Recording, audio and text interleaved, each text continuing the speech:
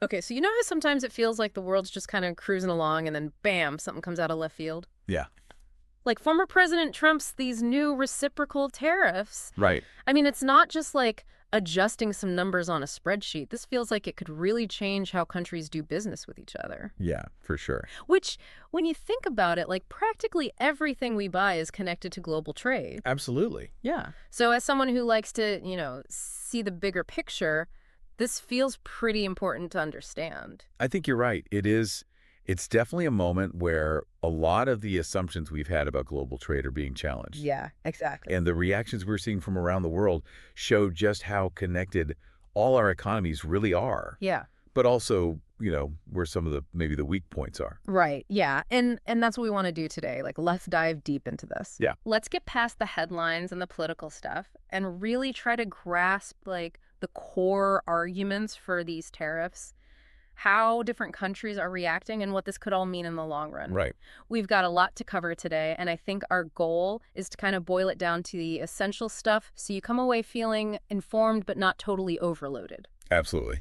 Okay, so just to set the stage, we're talking about tariffs that range from 10% all the way up to 49% Yeah, that's a big range. on stuff coming into the U.S. And the main idea, as it's been explained, is that the U.S. has basically gotten a raw deal in global trade for like over 50 years. More than 50 years, that's the claim. Yeah. And these tariffs are meant to fix that, level the Well, playing field. Right. The idea is to kind of rebalance things. Yeah, he actually said, and this is a quote, "Taxpayers have been ripped off for more than 50 years, but it is not going to happen anymore." Yeah, very direct.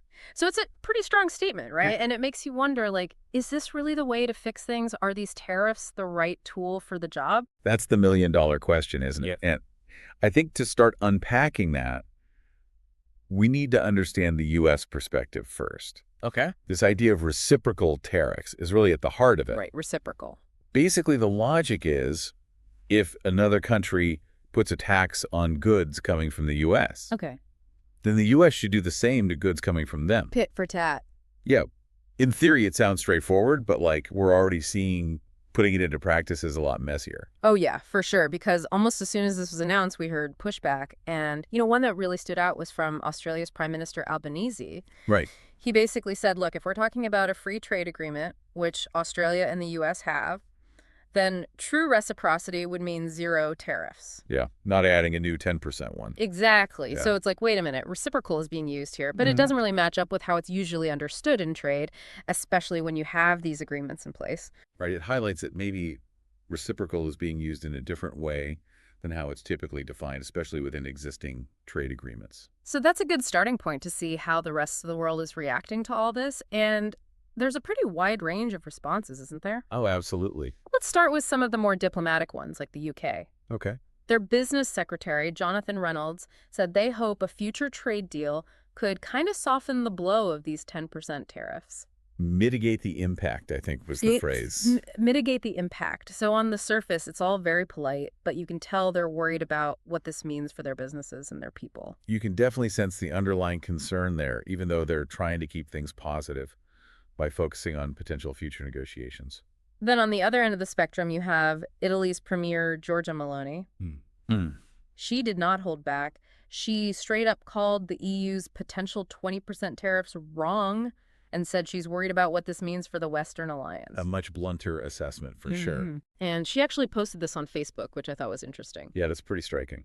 It just shows you how these global trade issues are being talked about in the open now, bypassing the usual diplomatic channels. Yeah, it's a good example of how modern communication is changing things. Leaders can now speak directly to a global audience with their concerns. And Maloney even brought up the geopolitical angle, saying she doesn't want to weaken the West and give an advantage to, other global players. It adds a whole other layer to this. It's not just economics anymore. Right. Okay. Now, Brazil's reaction was even stronger. Yeah, they're taking a much more proactive approach. They didn't just talk. They took action. Their Congress passed a bill unanimously that lets them hit back with retaliatory tariffs right away. Wow, unanimously. That's a strong signal. And they've even mentioned taking the U.S. to the World Trade Organization. The WTO, yeah. So they're serious about pushing back. It seems like they really believe these U.S. tariffs are unfair and harmful to their economy. And the fact that they're considering the WTO shows they want to resolve this within the established global trade rules. Right. Okay. So now this is where things start to get really confusing. Okay. Let's go back to Australia for a second. Beyond just the Prime Minister's initial comments, there's a lot of head-scratching going on. Yeah. Albanese directly refuted the claim that Australia had refused to buy U.S. beef. Right. He said it was because of biosecurity concerns. Which is a completely different reason. Exactly. And he pointed out that the U.S. actually has a trade surplus with Australia. Meaning they export more to Australia than they import. Right. So it's like they're saying, hang on, we already have a free trade agreement. Where's the basis for these tariffs and all these accusations? It does seem like there's a disconnect there between what's being said and the actual trade situation. A big disconnect, but the most baffling case has got to be Norfolk Island. Norfolk Island, yes. This tiny Australian territory, like 2,000 people, they got slapped with a 29% tariff. 29%. Wow. But it seems like they don't even export anything to the U.S. Really? And the quote from their government representative, George Plant, sums it up perfectly. He said, "To my knowledge, we do not export anything to the United States. We don't charge tariffs on anything. I can't think of any non-tariff barriers that would be in place either. So we're scratching our heads here." That's pretty wild. Yeah. It really does sound like some kind of mistake, or maybe there's something we're just not getting. It makes you wonder about the information they're using to decide these tariffs. Yeah, how accurate is the data if a place that doesn't even trade with the U.S. is getting hit with a 29% tariff? Okay, so New Zealand's taking a different approach. Their Trade Minister Todd McClay also questioned the numbers, saying they don't even have a 20% tariff rate. And they're a pretty low tariff economy overall. Right. But they're choosing not to retaliate. Interesting. And their reasoning is really practical. They're worried that hitting back with counter tariffs would just drive up prices for New Zealanders and make inflation worse. Yeah, that makes sense. They're putting their own people first, basically. And I guess they figure it's better to weather the initial storm than get into a trade war that could hurt everyone in the end. It's a calculated risk for sure. Okay, so let's talk about Mexico and Canada. The U.S.'s big neighbors. Right. They're in a unique spot because stuff traded under their existing free trade agreement is exempt from these tariffs for now. Right, NAFTA or whatever it's called now. Yeah, but there's this big question mark hanging over the auto industry because there's been talk of tariffs on cars. That would be huge. The auto industry is so integrated across North America. And Mexico's President Sheinbaum seems to be focusing on making Mexico's economy stronger in the long run instead of like jumping into retaliation mode. Yeah, kind of like a build up your defenses approach. And of course, we can't forget, Canada already put retaliatory tariffs on U.S. steel and aluminum a while back. Right, so they've shown they're not afraid to fight back if they feel they have to. And then there's the European Union. They're hitting back with tariffs on $28 billion worth of U.S. goods. $28 billion, that's a lot. And get this, one of the things they're targeting is bourbon. Bourbon, wow. And that got a reaction out of the former president. He threatened to put a 200% tariff on European alcohol. 200%, that's almost like a you can't have this at all tariff. It feels like this is going beyond economics. You know, it's like a personal back and forth. It definitely shows how these trade disputes can escalate and start affecting things that seem totally unrelated. So the former president's whole argument here is that these tariffs are needed to end what he calls unilateral economic surrender. Right. He's saying the U.S. has been fighting this unrelenting economic warfare, and they have to do something to protect themselves. So the narrative is that the U.S. has been taken advantage of for a long time, and this is the way to fix it. But a lot of analysts and economists are saying this is a really bad idea. Yeah, a lot of experts are warning about a potential trade war. They're saying this could lead to higher prices for everyone, businesses struggling, and just general instability in the global economy. It's a pretty grim outlook compared to the optimism from those who support these tariffs.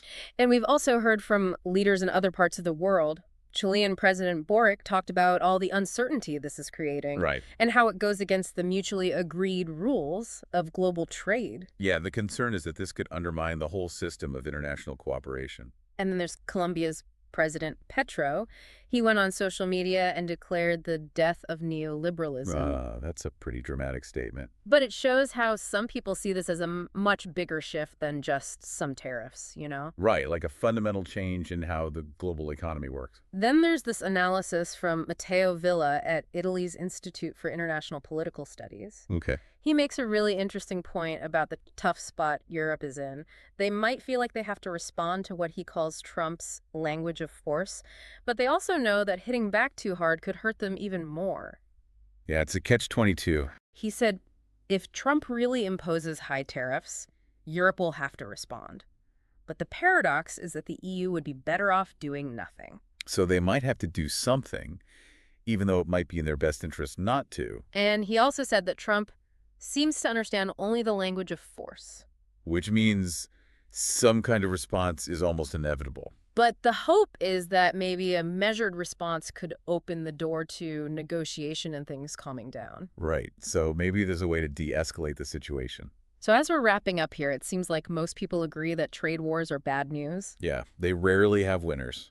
In the end, you just end up with consumers paying more, businesses struggling, and the whole global economy getting shaky. Exactly. While the former president's convinced this is the right move, the long-term consequences are still a big unknown. And everyone's watching to see how this plays out. So the main takeaway here is that these reciprocal tariffs have really thrown a wrench into the global economic machine. Yeah, things are definitely a lot more volatile now. We're seeing confusion, disappointment, anger, the possibility of retaliation. A whole range of reactions. And it shows just how fragile these global trade systems are when one country decides to go it alone. It highlights the importance of cooperation and agreed-upon rules in the global economy.